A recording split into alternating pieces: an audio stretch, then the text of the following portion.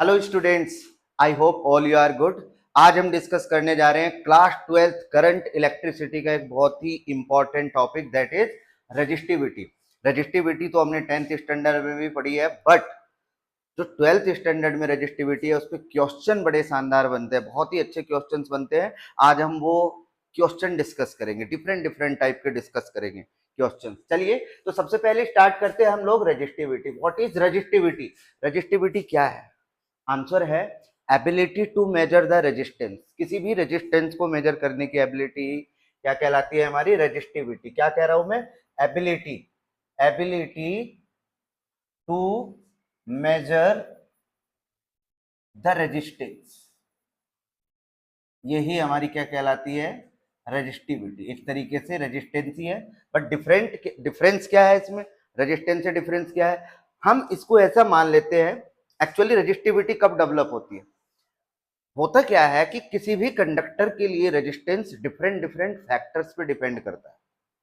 जब वो फैक्टर्स पे डिपेंड करता है, फैक्टर्स पर, तो उसके लिए हम लोग क्या करते हैं, उसको मेजर करते हैं। कि जैसे ये हमारा कंडक्टर है, एक ये कंडक्टर है, ओके, जिसका लेंथ L है और area of cross section A।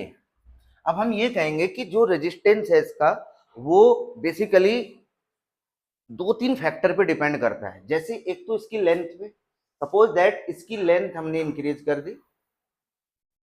जब हम लेंथ इंक्रीज करेंगे यानी कि इसको स्ट्रेच करेंगे बाय एनी अदर अरेंजमेंट, कोई भी अरेंजमेंट से टॉप पीट के इसको, तो इसका area of cross section suppose करो A डैश हो गया और लेंथ क्या होगी इसकी? L हो, राइट। तो अब इसके रेजिस्टेंस पर इफेक्ट पड़ेगा, तो वहीं से निकल के आती है एक नई quantity, that is resistivity. Okay, तो रेजिस्टिविटी बेसिकली जो रेजिस्टेंस है हमारा, that is directly proportional to length. किस पे डिपेंड करता है? लेंथ पर, पहला point. Second point, directly proportional.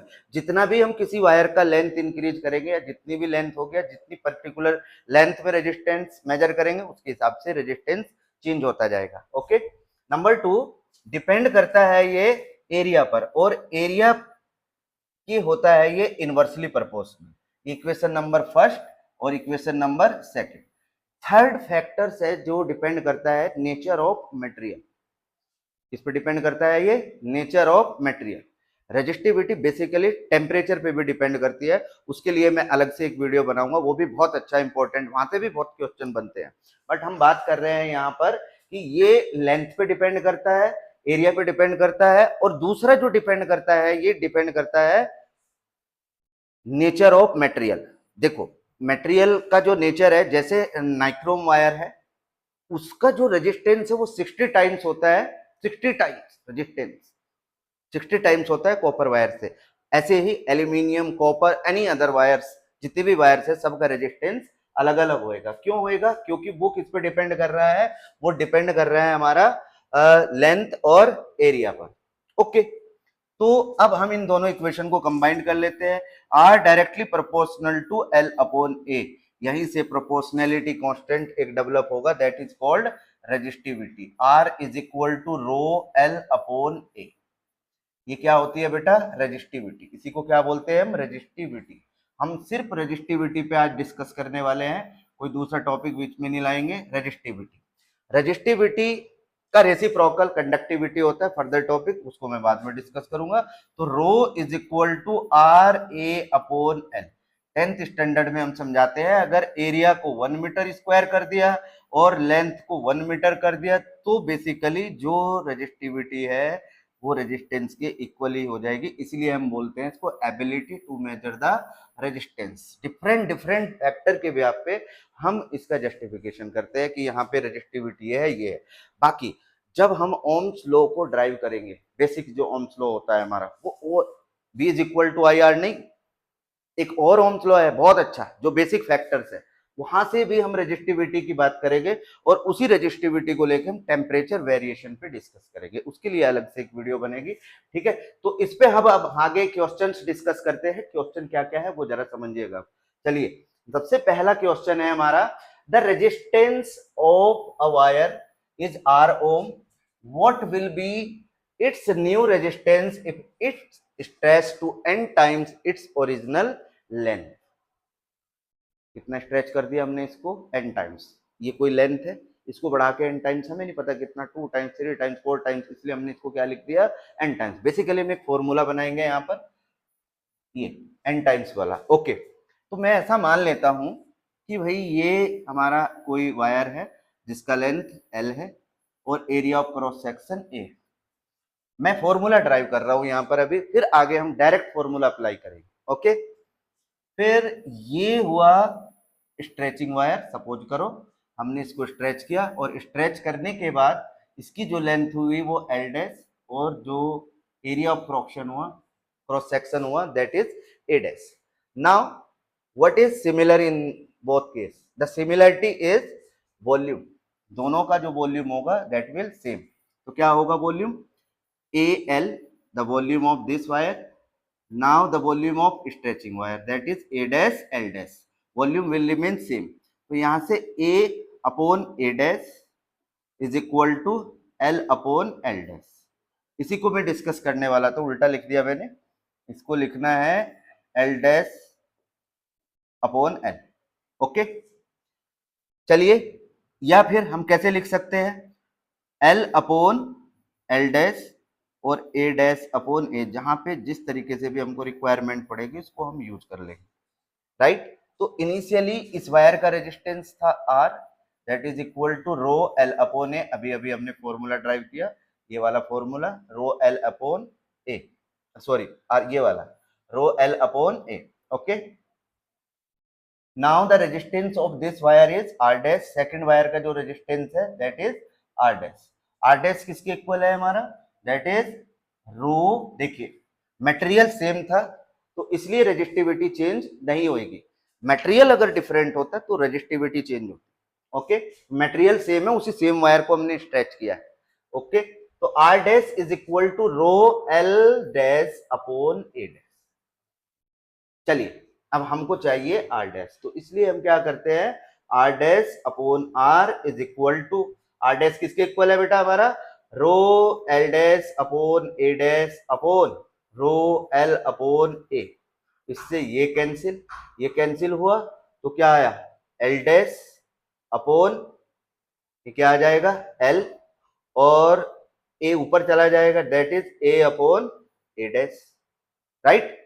अब यहां पर हम a अपॉन ए डैश को क्या पुट कर सकते हैं? देखिए, a अपॉन ए डैश को पुट कर सकते हैं हम एल डैश अपॉन एल। तो पुट कीजिएगा इसको, तो एल डैश अपॉन एल का क्या हो जाएगा, ये स्क्वायर। अब क्वेश्चन की बारी आती है। ये चीज अगर सब्जेक्टिव आती है, अगर सब्जेक्टिव आता है क्वेश्चन आपका, तो आप को एक्सप्लेन करके लिखना पड़ेगा, हर स्टेप को प्रेजेंट करना पड़ेगा। अगर ऑब्जेक्टिव आता है क्वेश्चन, तो उसमें जो ये फॉर्मूला फाइनली हम रेडी कर रहे हैं उसके अकॉर्डिंग हम उसको सेट कर सकते हैं।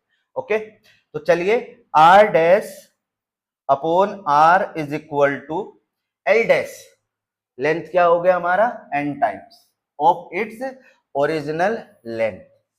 एन टाइम्स ओरिजिनल लेंथ क्या थी हमारी, एल, तो क्या हो जाएगा, N into L upon L का स्क्वायर। एल से एल कैंसिल, तो R dash is equal to N square R. N square R क्या आ जाएगा, ये एन स्क्वायर आर। अब बच्चों हमको बोला जाता है, इसी क्वेश्चन को लेते हैं हम लोग, हमको बोला जाता है कि एक वायर का रेजिस्टेंस 10 ओम था। चलिए इसको आगे क्वेश्चन को सोल्व कर लेते हैं। अब वायर, पहले इसको थोड़ा सा आगे देखते हैं। अब वायर, कोई भी रेजिस्टेंस है, कोई भी वायर है, उसको रेजिस्टेंस इनिशियली ले लिया उसने 10 ओम, और उसकी लेंथ को इंक्रीज कर दिया 3 टाइम्स, यानी कि एल डैश हो गया हमारा 3 एन, राइट। तो एन की वैल्यू क्या होगी यहाँ पर, 3। तो आंसर क्या आ जाएगा हमारा, R dash is equal to N N, N square that is 3 का square 9 into 10, R dash is equal to 90 ohm. इस तरीके से कोई भी क्वेश्चन अगर आपको मिलता है, suppose that the resistance of a wire is 20 ohm, what will be its new resistance if it's stretched to 4 times, 20 ohm and 4 times। अब हमको दो चीजें पता होनी चाहिए, तो R that is 20 ohms, R कितना हुआ बेटा 20 ohms and n is equal to 4। तो आंसर क्या आना है अपना, r dash is equal to 4 just 16 into क्या था हमारा 20, कितना आ जाएगा 320 ओम। तो इस तरीके से कोई भी क्वेश्चन डायरेक्ट अगर ऐसे आता है तो हम इसको कर सकते हैं। ओके, ये बेसिकली 10th स्टैंडर्ड में भी मैं तो पढ़ा देता हूं बच्चों को। Okay, a wire of 16 ohm, it is melted, ये मेल्ट की जाती है, and drawn into a wire of half its length. बहुत सिंपल सा क्वेश्चन है।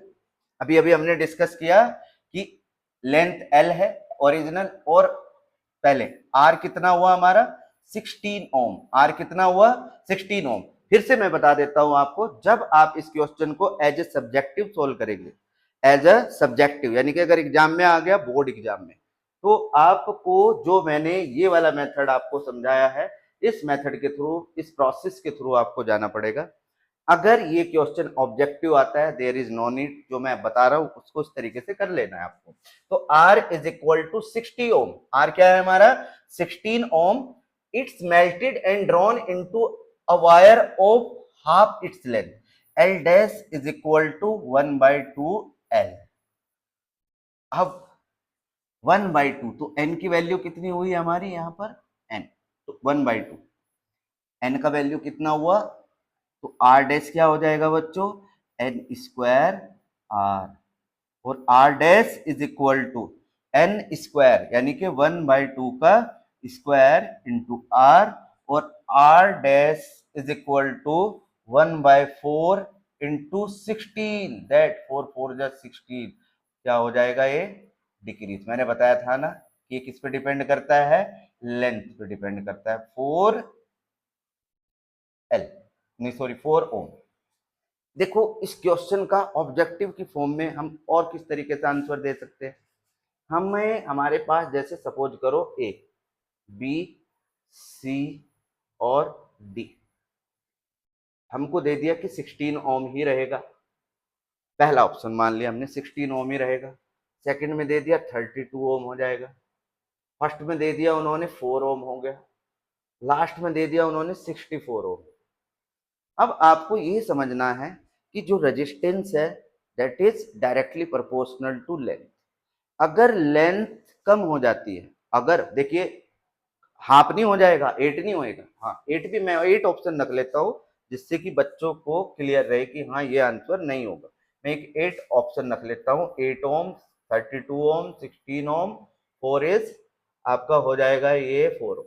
ओके, ये हो जाएगा आपका 4 ओम, 4 ओम, 16 ओम, 32 ओम एंड 8 ओम। तो चलिए अब यहां पर बहुत बच्चे क्या काम करेंगे, या तो 16 नहीं रखेंगे, नहीं होगा क्योंकि बढ़ घट रहा है, तो या तो 32 पे जाएंगे या फिर वो 8 पे जाएंगे, क्योंकि 8 हाफ लेंथ होगी तो रेजिस्टेंस भी वो हाफ ही मान लेते हैं कि भाई रेजिस्टेंस भी हाफ हो जाएगा। तो ये गलत है, आपको ये फॉर्मूला ध्यान रखना है, R dash is equal to n square R।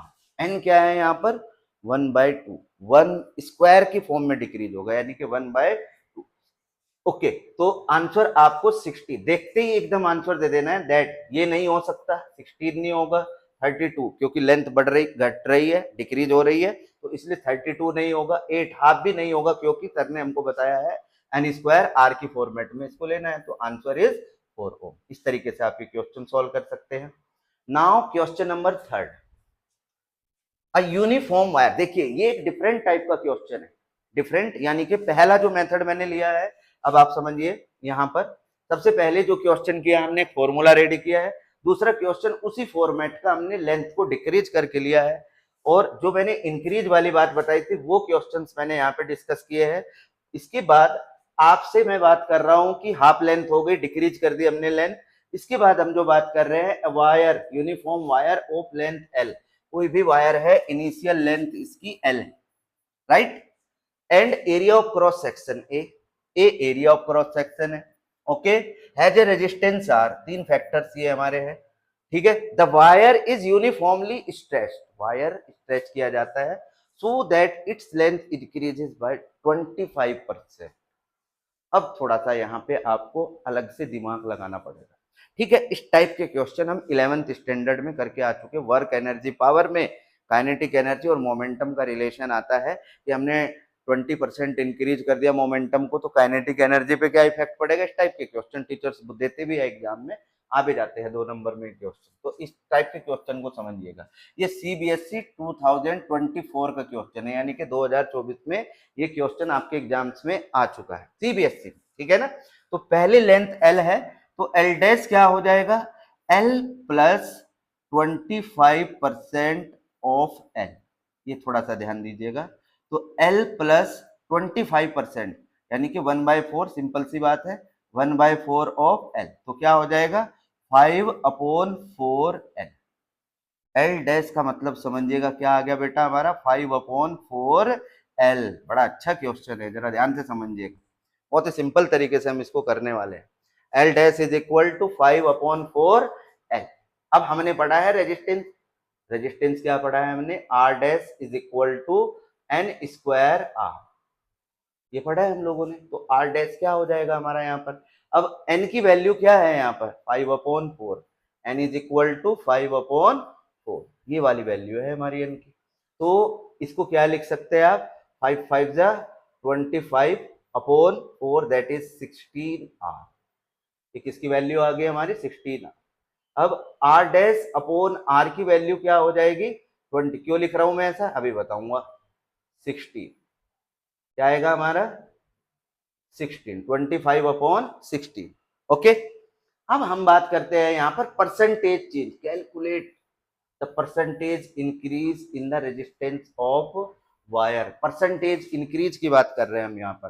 तो R dash upon R is equal to 25/16, तो final resistance minus initial resistance, percentage increase क्या हो जाएगा, final resistance minus initial resistance upon initial resistance. तो क्या आएगा बेटा आप इनटू 100%, ये 100 भाई मत भूल जाना लगाना, 100 मत भूलिएगा लगाना, ओके। तो कैसे करते हैं हम इसको, यहां पर R dash minus sorry upon R minus 1 into 100%, ये लिखेंगे हम, ओके। तो आर डैश अपॉन आर क्या वैल्यू दे रखी है हमारी, आर डैश अपॉन आर हमको गिवन है, क्या गिवन है बेटा 25/16, तो क्या लिखेंगे आप 25 R dash upon R minus 1 into 100% is equal to 25/16 minus 1 into 100, percentage लगाना ना भूले। तो कितना आ जाएगा 25/16, 25 में से 16 गए, कितने बचेंगे भाई 15 में से 6 गए 9, 9/16 इंटू 100 ये बचेगा। तो इसको कैंसिल आउट कर दीजिए, कितना से कितने से कर सकते हैं आप 4 से, ये 4 आ जाएगा, दिस इज 25, तो 25 9 जा 225/4, तो इसका आंसर आएगा जी 5, ठीक है ना 56 पॉइंट, यहाँ पे कितना बचा 1 4 2 जा 8, फिर कितना बचा 2 4 5 जा, तो 56.25%, this will be the answer. इतना परसेंट इंक्रीज हो जाएगा, क्या इंक्रीज हो जाएगा resistance, percentage increase in resistance 56.25%, this will be the answer. बच्चों ये क्वेश्चन 2024 में आ चुका है पहले, इसी टाइप से कोई दूसरा क्वेश्चन या फिर किसी और तरीके से इसी क्वेश्चन को मोल्ड करके दे सकते हैं, सीबीएसई वाले कुछ भी दे सकते हैं। सीबीएसई ने बहुत क्लियर कर दिया है कि डायरेक्ट क्वेश्चन कुछ नहीं मिलेगा, आपको दिमाग लगा के पढ़ना ही पड़ेगा। तो इसलिए अपनी स्टडी स्टार्ट कर दीजिए अपने तरीके से, सब बच्चों का अपना अपना मेथड होता है किस तरीके से हम अपने दिमाग में इसको स्टोर कर सकते हैं, ठीक है ना। और रिविजन मस्ट है, रिविजन करना बहुत जरूरी है, ओके। आगे बढ़ते, बहुत ही अच्छा क्वेश्चन है। A copper wire is stretched to increase its length by 20%, find the percentage increase in the resistance। देखिए ये क्वेश्चन आया है जेई 2023 में, 2023 में आ गया, क्यों? क्योंकि उस टाइम पे लॉकडाउन था, थोड़े से आसान क्वेश्चन आ जाते थे। ऐसे ही बोर्ड में, अब बोर्ड ने फिर से पुराना फॉर्मेट शुरू कर दिया, क्योंकि उनको भी स्किल डेवलप करनी है बच्चों की, तो इसलिए बेटा पढ़ना शुरू करे और बुक जरूर पढ़े। बुक पढ़नी बहुत जरूरी होती है। टीचर्स ठीक है बताता है, बहुत बढ़िया है, तो अपने डाउट्स आप कहाँ से लेंगे? बुक से डाउट लेंगे, यानी कि जो टीचर बता रहा है उसी को डाउट ले रहे नहीं, आप बुक में पढ़िए, फिर डाउट लीजिए, देखना कितना मजा आएगा, एकदम क्लियर हो जाएगा।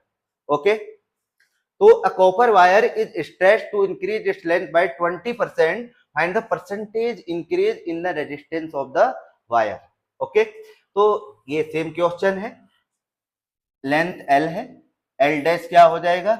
L प्लस 20/100, ठीक है ना, ऑफ L 5, तो कितना आ जाएगा? 6L/5। L dash is equal to 6/5 L। देखो बच्चों, अब n की वैल्यू कितनी आ गई यहाँ पर? 6/5। ओके, 6/5 आई हमारी, तो R डैश अपॉन R किसके इक्वल आ जाएगा? 36n² है। ये वाला फॉर्मूला लगाया हमने, n² R is equal to R dash, ये वाला फॉर्मूला लगा दिया हमने, तो n की वैल्यू कितनी है और R डैश अपॉन R किसके इक्वल हो जाएगा? 25, राइट। फिर similar percentage increase in resistance, क्या आएगा परसेंटेज इंक्रीज में? Final resistance minus initial resistance upon initial resistance, okay, into 100। इसको क्या लिख सकते हो आप? R dash upon R minus 1 into 100%। R dash upon R कितना है भैया? R डैश अपॉन R हो जाएगा आपका 36/25 माइनस 1 इंटू 100। ऐसा क्वेश्चन तो मैंने पहले भी कहीं देखा है, ये देखा है मैंने मोमेंटम वाले में, 20% एग्जैक्ट है और वहीं से आंसर आता है 44 इसका आंसर, ठीक है ना। तो चलिए अब बात कर लेते हैं, यहाँ पे एलसीएम लेंगे, इसको सॉल्व करेंगे तो क्या आएगा? 11/25 इंटू 100, 25 4 जा और 11 4 जा 44%, तो आंसर इज दिस, ठीक है। तो इस तरीके से ये क्वेश्चन आपको एग्जाम में देखने को मिलेंगे बच्चों। तो आपको आगे से इसी टाइप के क्वेश्चन स्टडी करने हैं। मैं आपको 2-3 क्वेश्चन होमवर्क के लिए दे रहा हूँ, उनका थोड़ा सा मैं आपको इंट्रोडक्शन भी दूंगा कि भाई किस तरीके से वो आपको करने हैं अटेम्प्ट, तो प्लीज घर पे जरूर कीजिएगा उनको, ठीक है ना। तो ये क्वेश्चन है, बड़ा ही अच्छा क्वेश्चन है, अ वायर ऑफ रेजिस्टेंस, ये आंसर आपको खुद देना है, हिंट में दूंगा, आंसर आप निकालोगे। A wire of resistance is R and radius, ओहो क्वेश्चन बड़ा अच्छा है भाई, ये रेडियस पे क्वेश्चन आ गया, यानी कि दो बातें हैं यहाँ पर, या तो हम लेंथ को इंक्रीज डिक्रीज कर रहे हैं, इस बार इसने लेंथ, ये थर्ड पैटर्न का क्वेश्चन, थर्ड क्या फोर्थ पैटर्न का क्वेश्चन आ गया। पहले तो हमने लेंथ वाला सिंपल क्वेश्चन फॉर्मूला ड्राइव किया, फिर उसमें वैल्यू पुट करके सीधा सिंपल सा आंसर निकाला, फिर उसने हमें परसेंटेज वाला क्वेश्चन दे दिया, परसेंटेज के बाद फोर्थ जो मेथड दिया है इसने हमको, वो दिया है कि रेडियस इंक्रीज डिक्रीज हुई है भैया, ना कि लेंथ। क्या इंक्रीज डिक्रीज हुई है? रेडियस, ना कि इसकी लेंथ। तो इस टाइप के क्वेश्चन को सोल्व करने के लिए क्या करेंगे? ओके, इस टाइप के क्वेश्चन को सोल्व करेंगे तो कैसे करेंगे? इसमें एरिया फैक्टर बनेगा, ना कि लेंथ। क्या फैक्टर बनेगा? एरिया। ओके, तो एरिया वाला कंसेप्ट भी समझिए, इसको बहुत सिंपल तरीके से भी हम कर सकते हैं कि वॉल्यूम सेम रहेगा, तो आप इसी मेथड से भी कर सकते हैं, बट इसका छोटा सा पैटर्न में समझा देता हूं कि भाई ये वायर है, इसका लेंथ L है और रेडियस R, ठीक है, तो और ये भी लेंथ L है, L डैश हो गई और रेडियस R/2, ये हमने मान लिया, यानी कि एरिया A था और इसका एरिया क्या हुआ? A dash. सेम वही, अब जो सिलिंड्रिकल वायर है, वायर एक्चुअली क्या होती है, उसकी फॉर्म सिलिंड्रिकल होती है, उसका वॉल्यूम एरिया इंटू L ही होता है, तो L into pi square R, L into pi square RL is equal to, गलत लिख दिया मैंने, ये आएगा आपका पाई R² L, एरिया, गलती से पाई लिखा गया, सॉरी फॉर दैट, हो जाती है गलती। ओके, तो क्या आएगा आगे यहाँ पर? इसका एरिया, इसका वॉल्यूम क्या आ जाएगा हमारा? ये एरिया हुआ, ये लेंथ हुआ। आपको इस फॉर्मेट में तोड़ना पड़ेगा, राइट। तो ये क्या आएगा हमारा? सेकंड फॉर्मेट क्या आएगा? पाई R dash square L dash, ये क्या है हमारा ए डैश एल, और ये क्या था हमारा A L, okay, L dash, right. तो पाई से भैया pi cancel, R square L is equal to R square L is equal to R dash, कितना है हमारा R dash is equal to R by two, that is R square by 4 into L dash, ठीक है। तो इससे इसको cancel किया तो एल डैश किसके इक्वल हो गया हमारा 4l, बात वही आ गई, एल डैश किसके इक्वल हो गया बेटा हमारा 4l के। अब इसमें रेडियस डिक्रीज हुई है, रेडियस डिक्रीज हुई है, रेडियस डिक्रीज करने का मतलब रेजिस्टेंस बढ़ा है, रेजिस्टेंस बढ़ा है, तो वो कितना बढ़ा है, कितनी वैल्यू बढ़ी है वो हम डिस्कस करते हैं। If the new resistance of the stretch wire is X R, तो what is the value of X, यानी कि R dash is equal to N square R, जो ये एन स्क्वायर है ये इसने क्वेश्चन में दिया है एक्स आर, तो हमको ये एक्स बताना है, तो एन की वैल्यू कितनी है हमारी यहां पर 4, तो क्या लिखेंगे R dash is equal to 4 4 जा 16 R. Now compare the given question, इससे कंपेयर कीजिए अब आप इसको, तो क्वेश्चन से कंपेयर करेंगे तो क्या निकलेगा 16, तो what is the answer, that is 16। इस टाइप की क्वेश्चन आपसे पूछे जाएंगे, ओके। आगे ये कुछ होमवर्क में क्वेश्चन है, इनको जरा समझिएगा।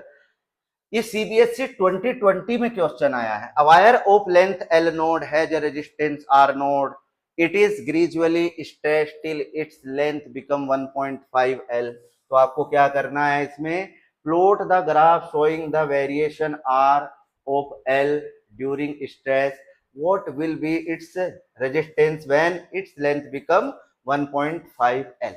बस देखो ये तो बहुत सिंपल है, 1.5 एल नोड, ये भी सिंपल है, इसका ग्राफ कैसे बनाएंगे, आर डैश आप मान लीजिए, मैं हिंट दे रहा हूं आपको खुद क्वेश्चन करना है, R dash is equal to N square R, ये चीज आपको लेके चल रही है यहाँ पर, इससे तो सीधा ही आंसर आ जाएगा, रेजिस्टेंस कितना होगा, इसकी वैल्यू कितनी है एन की, एन इज इक्वल टू 1.5, और इसका आंसर आ जाएगा आपका, इसका आंसर आएगा 2.25, 15 है ना, 2.25 ऑफ आर, एक्चुअली ये रेजिस्टेंस आ जाएगा आपका आर डैश, ये इसका सेकंड वाले का आंसर है। इसका ग्राफ आप प्लॉट करेंगे तो ये क्या आ रहा है, आर डैश किसके इक्वल आ रहा है हमारा 2.25 आर, ठीक है। अब इसका ग्राफ अगर आप ड्रॉ करते हैं, अगर इसका ग्राफ आप ड्रॉ करते हैं तो कैसे ड्रॉ करोगे, सिंपल सी बात है, ये हमने एक ग्राफ लिया यहाँ पर, ये ठीक है, ये लेंथ ले ली हमने हॉरिजॉन्टल पर, ये एल नॉट हो गई, ये 2l हो गई, ये 3l हो गई, एंड सो ऑन, ऐसे ही बढ़ती चलेगी। ये ही रेजिस्टेंस यहाँ पर पहले r था, फिर 2r हो गया, फिर 3r हो गया, फिर 4r हो गया, ये रेजिस्टेंस वाली लाइन हो गई, और भैया ये लेंथ वाली लाइन, इनिशियली उसका रेजिस्टेंस r है, ये हमने मान लिया।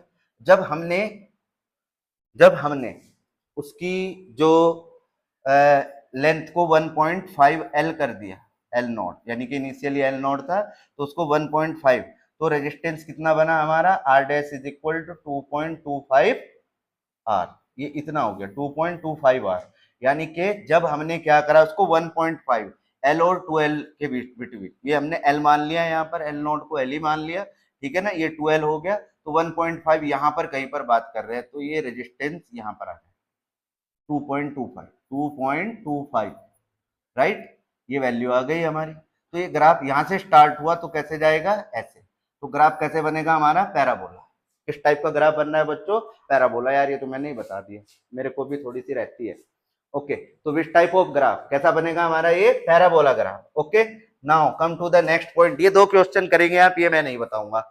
Wire of certain resistance R is stretched so that its radius decreases by a factor n, बड़ा ही बढ़िया क्वेश्चन है भाई, जरा करके लाइएगा जरूर, जिस बच्चे को भी आते हैं, जिसको भी समझ में आ गया होगा, प्लीज ट्राई करने की कोशिश करें तो अच्छा रहेगा, आप अच्छे मार्क्स ला पाएंगे अगर आप इस तरीके से इसको समझने की कोशिश कर रहे हैं। टू वायर, ये जेई मेंस का है, ये सिंपल सीबीएसई का है, ये जेई मेंस का है। two wire A and B are made up of the same material and have the same mass. Wire A has the radius 2 mm and the wire B has the radius of 4 mm. दो wire है, basically same mass हो गया, mass same है, material same है, तो length का कोई matter नहीं है, तो किसके इनवर्सली प्रोपोर्शनल है? एरिया के इनवर्सली प्रोपोर्शनल है। तो बहुत सिंपल हो जाएगा, एरिया के इनवर्सली प्रोपोर्शनल नहीं बताऊंगा, आप खुद ट्राई कीजिएगा, ठीक है। तो इसमें से आपको बताना है क्या आंसर आएगा, 2 ओम आएगा, 8 ओम आएगा, 32 आएगा या फिर 28। दो वायर का कंपैरिजन करना है आपको, एक का रेजिस्टेंस आप आर ए मान लीजिए, एक का रेजिस्टेंस आप आर बी मान लीजिए। तो ठीक है बच्चों, ये क्वेश्चन है, ये आपका होमवर्क है, प्लीज आंसर देना अपना, क्या आंसर होगा, ये होगा, ये होगा, ये होगा या फिर ये होगा, क्या आंसर होगा इसका, प्लीज आप इसका आंसर एक बार जरूर मैसेज कीजिएगा। तब तक के लिए नेक्स्ट वीडियो के लिए वेट कीजिए, बाय बाय।